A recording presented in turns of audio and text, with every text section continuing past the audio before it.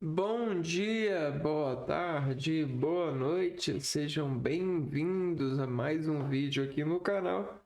Eu me chamo Abner e nesse vídeo a gente vai continuar lendo a Bíblia de trás para frente e já estamos então no capítulo 14 de Apocalipse de João. Então, é o seguinte: o cordeiro e seu séquito. Depois disso, eu vi o cordeiro estava de pé sobre o monte Sião, e com ele os 144.000 que tinham o nome dele e o nome do seu pai inscrito em suas frontes. Ouvi uma voz que vinha do céu, parecia o fragor de águas torrenciais e o estrondo de um forte trovão. A voz que ouvi era como um som de músicos tocando harpa. Estavam diante do trono, diante dos 4 seres vivos e dos anciões, e cantavam um cântico novo. Era um cântico que ninguém podia aprender, só os 144.000 que foram resgatados da terra. Estes são os que não se contaminaram com a prostituição, pois são virgens. Eles seguem o Cordeiro aonde quer que vá. Foram resgatados do meio da humanidade como primeira oferta a Deus e ao Cordeiro. Na sua boca nunca foi encontrada mentira, são íntegros. Anúncio do juízo. Vi então outro anjo que voava no ápice do céu, com uma mensagem a anunciar aos habitantes da terra, a toda nação, tribo, língua e povo, um evangelho eterno. O anjo clamava em alta voz: Temei a Deus e dai-lhe glória, porque chegou a hora do seu julgamento. Adorai aquele que fez o céu e a terra, o mar e as fontes das águas. Um segundo anjo o seguia dizendo: Caiu Babilônia, a grande, aquela que embriagou todas as nações com o vinho do furor da sua prostituição. Um terceiro anjo os acompanhava, clamando em alta voz: Se alguém adora a fera e sua estátua e recebe sua marca na fronte ou na mão, esse vai beber também o vinho do furor de Deus, servindo sem mistura na taça da sua ira. Será atormentado com fogo e enxofre diante dos santos anjos e do Cordeiro. A fumaça do seu tormento subirá para sempre, e dia e noite não terão descanso aqueles que adoram a fera e sua estátua, e quem quer que leve a marca com seu nome. Aqui está a constância dos santos, daqueles que observam os mandamentos de Deus e a fidelidade a Jesus. Ouvi então uma voz vinda do céu que dizia: Escreve ditosos os mortos, os que desde agora morrem no Senhor. Sim, diz o Espírito, que eles descansem de suas fadigas, pois suas obras os acompanham. A colheita. E eu vi, era uma nuvem branca e sentado sobre a nuvem alguém que parecia um filho de homem. Tinha sobre a cabeça uma coroa de ouro e nas mãos uma foice afiada. Entretanto, saiu do santuário um outro anjo gritando em alta voz para aquele que estava sentado na nuvem: Mete tua foice e ceifa. Chegou a hora da colheita. A seara da terra está madura. E aquele que estava sentado sobre a nuvem deu com a foice na terra, e a terra foi ceifada. Então saiu do santuário que está no céu mais um anjo. Também ele tinha uma foice afiada. E saiu de junto do altar outro anjo ainda, aquele que tem poder sobre o fogo. Ele gritou em alta voz para aquele que segurava a foice afiada: Mete a tua foice afiada e colhe os cachos da vinha da terra, porque as uvas já estão maduras. E o anjo deu com a foice afiada na terra e colheu os frutos da vinha da terra, despejando-os no grande lagar do furor de Deus.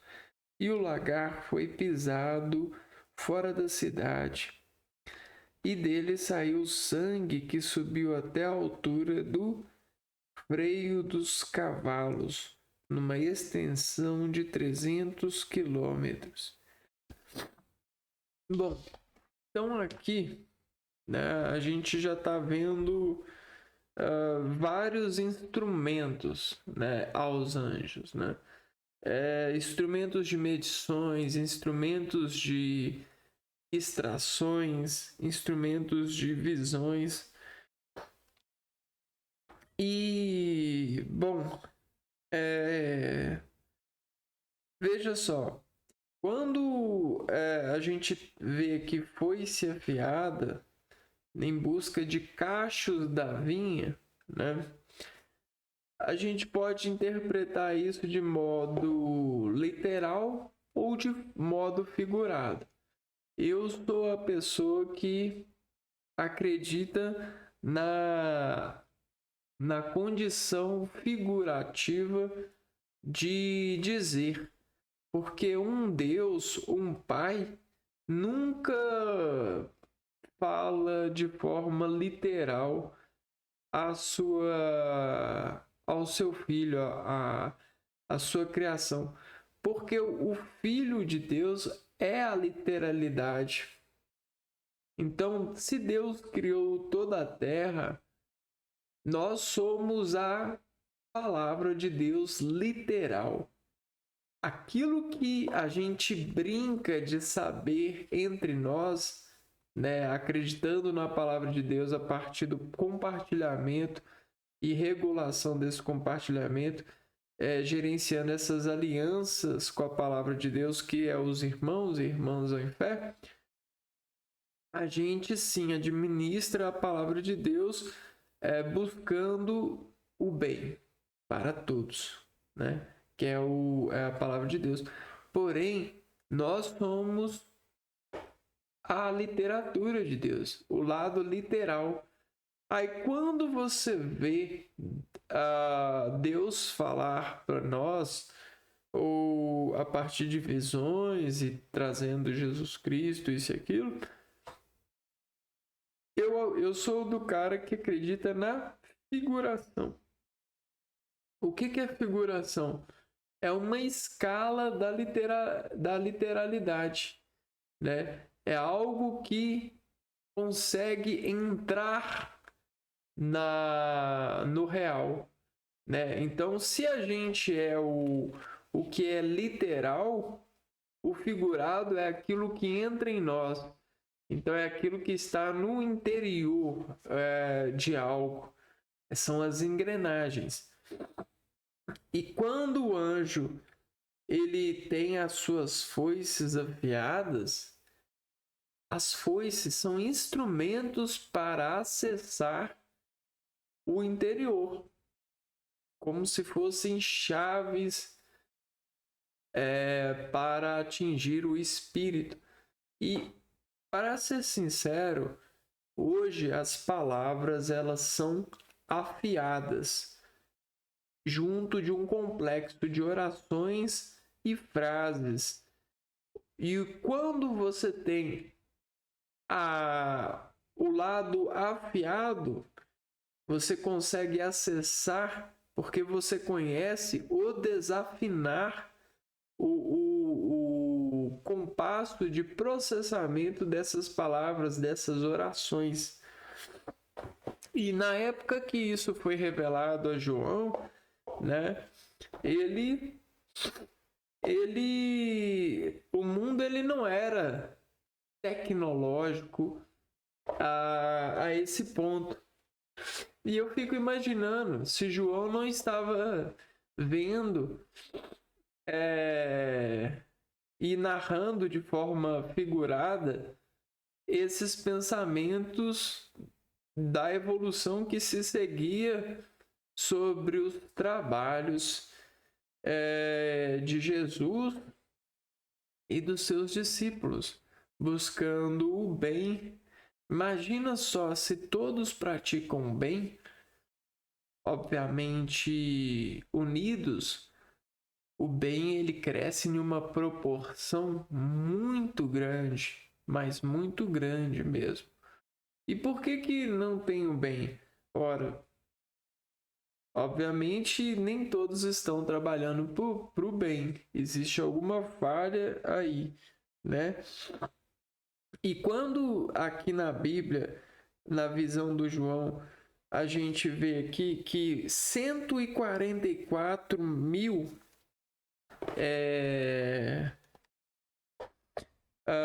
tinham o nome dele e o nome do Pai inscritos em suas frontes e estavam preparados, né?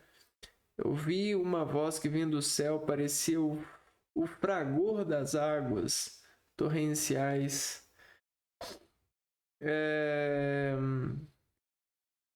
A voz que eu vi era como o som de músicos tocando harpa. Estavam diante do trono, diante dos 4 seres vivos e dos anciões. Então, a gente tem sempre esse lado artístico, né? Esse número que gera para nós um contraste, ó. 144, ó. Depois disso eu vi o Cordeiro estava de pé sobre o monte Sião, e com ele os 144 mil que tinham o nome dele e o nome do seu pai inscrito em suas frontes. O número ele é um denunciador de volume, né? Ele gera um contraste colinérgico no sentido do volume. Ouvi uma voz que vinha do céu, parecia o fragor de águas torrenciais. A voz, ela é partículas de água, né? A onda que a gente escuta é o decaimento da água expressa a partir da descomposição gasosa que nós contraímos do organismo e expressamos, né? Quando a gente fala água mesmo. E aí, olha só. O fragor de águas torrenciais, ou seja, águas harmoniciosas, e o estrondo de um forte trovão. Quando a gente trovoa, né? A gente cria um efeito nessa água. Para mim, de forma artificial,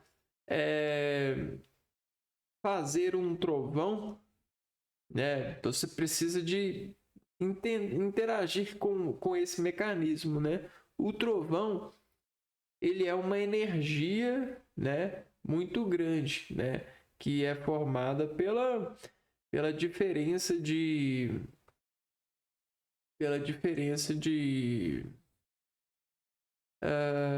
elétrons, né?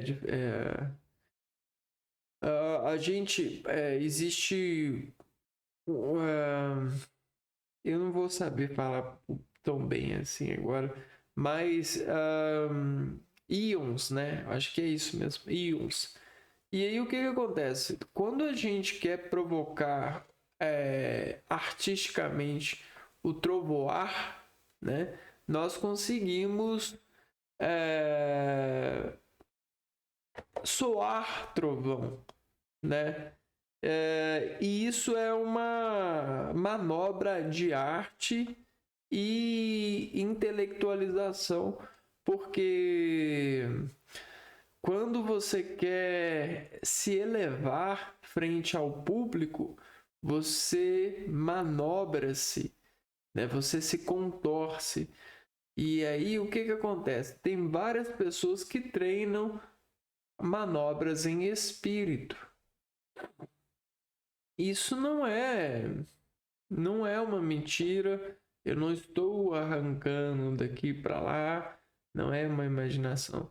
Existem pistas que as pessoas sempre seguem para aprender sobre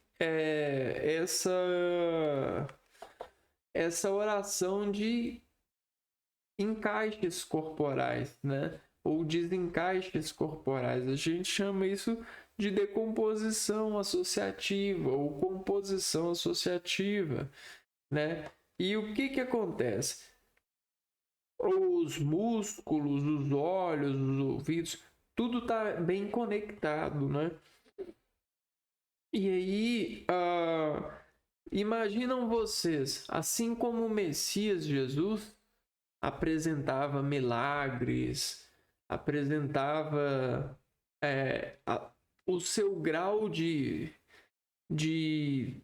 estar em Deus, de ser Deus, de se elevar a Deus, confiando na bondade que poderia emanar de si se ele o preservasse e seguisse todo o acordo de obediência aos mandamentos do Espírito que revela a Deus. Ele trouxe o Evangelho para os apóstolos que seguiam ele, pois ele era o caminho das pistas para poder você manobrar o Espírito. E quando você manobra o Espírito, você vê graça no Espírito, você vê celestialidade no Espírito, você vê a harmonia que ninguém mais vê, porque é a harmonia da literalidade que Deus escreveu em você. Você se desiguala de tudo e vê a união do seu universo com o Criador. Você se torna como Jesus, né? Só que o que acontece? Jesus, ele era um trabalhador. Ele se doava plenamente. E isso trazia a ele o poder de saber, porque o doar de Jesus era mais do que tudo estar lendo a literatura de Deus, que somos nós. Nós somos a literalidade. Toda informação que nós enaltecemos e tecemos são figuradas, né? Tudo que soa e entra em outra pessoa é uma figura sonante. Figura sonante. Não é uma matéria. As matérias que nós utilizamos não são nossas, são utilitárias. A gente pode extrair nutrientes, partículas que vão ser aderidas e gestoadas em nós em um processo de encontro com Deus no sentido de composição. Só que a composição integrativa ela só é possível graças a vários filtros que obedecem uma lei de natureza. uma lei de escalas de decomposição e associação que as células metabolizam sobre escalas, né? E obediência está nesse grau. E manobrar o espírito é mais do que tudo obedecê-lo. É você se dobrar a ele. E quando os grandes influenciadores de Deus na Terra, considerados pelo processamento da sua palavra, falam com você para você ajoelhar-se diante de Deus, quer dizer que é a imagem da luz ou da manobra que mais que te coloca em desafio, que te coloca em uma escala que de contrações, né? Numa escala de obstáculos, né? Então, se você está diante de uma luz, a luz ela tem uma série de potenciais físicos, né? E aí, para você alcançar um potencial alto, você tem que ir do nível médio. Para você alcançar um potencial de nível médio, você tem que ir de um nível baixo.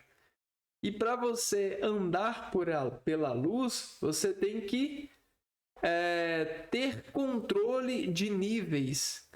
E cada passagem de nível é uma manobra. A manobra também é chamada de cor. A cor ela é uma coordenada de impulso que faz com que o seu organismo consiga desacelerar e se associar ao padrão de luz distribuída pelo universo de Deus na literalidade, que é as matérias, né? E aí a gente não está em graça porque a gente está submerso à graça. A gente é como se a gente vivesse no fundo do oceano ou no fundo da cena sagrada de Deus, né, que acontece. Quando a gente sai um pouco, olha por de cima, a gente se liberta das amarras, a gente aprecia a composição desde o seu início. É quando um pai e uma mãe têm um filho, eles se sensibilizam para revê-los na figura do filho e entendem todo o mecanismo que os pais em dificuldade tiveram e o evangelho, né? Entendem a graça de viver. A mesma coisa acontece para quem treina a condução da luz, no sentido da valorização das cores, das matérias e das figurações que elas desencadeiam uns nos outros, inclusive em mim, né? Bom, então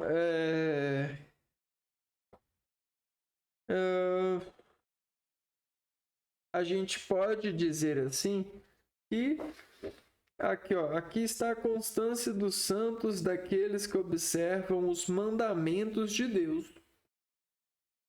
Esses são os caras. E a fidelidade de Jesus. Tá vendo? Tá bem escrito aqui, ó. 14, ó. Apocalipse 14, 12. Aqui está a constância dos santos. Né? Ouvi então a voz vinda do céu que dizia: escreve ditosos os mortos, os que desde agora morrem no Senhor. Sim, diz o Espírito, que eles descansem de suas fadigas, pois suas obras os acompanham. Né?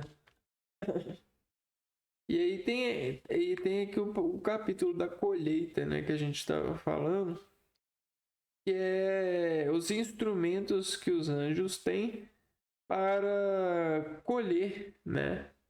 Colher e dessa colheita selecionar a imagem que é sagrada, que seria a média da interação central, que eles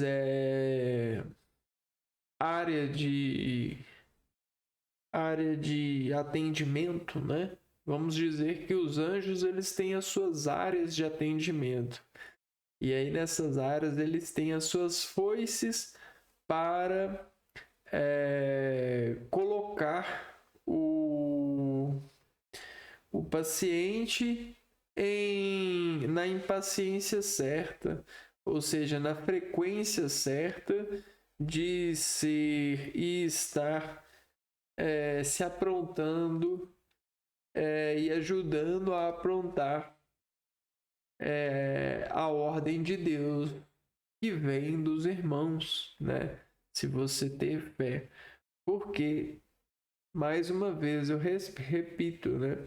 Nós, minha opinião, todos nós, seres vivos aqui na Terra, estamos em unidade com Deus pela sua criação e representamos a literatura de Deus.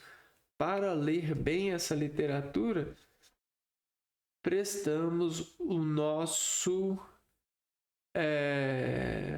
ajoelhar, né? Nossa humildade, relembrar que devemos nos ajoelhar, né? Quando a gente ajoelha, a gente lembra que a gente tem que olhar de cima para baixo e ler, né? Que somos nos ler, né? E ler as pessoas para nos colocar em ordem e escutar a Deus, né? Se a gente consegue se colocar em ordem, a gente consegue ler Deus, né? No sentido, a gente tem mais qualidade da palavra. Senão, a gente vai ter que ler e depois organizar a palavra, né? Mais ou menos assim que eu vejo. Eu vou ficando por aqui. A gente se vê então no próximo vídeo. Um abraço para vocês e fui!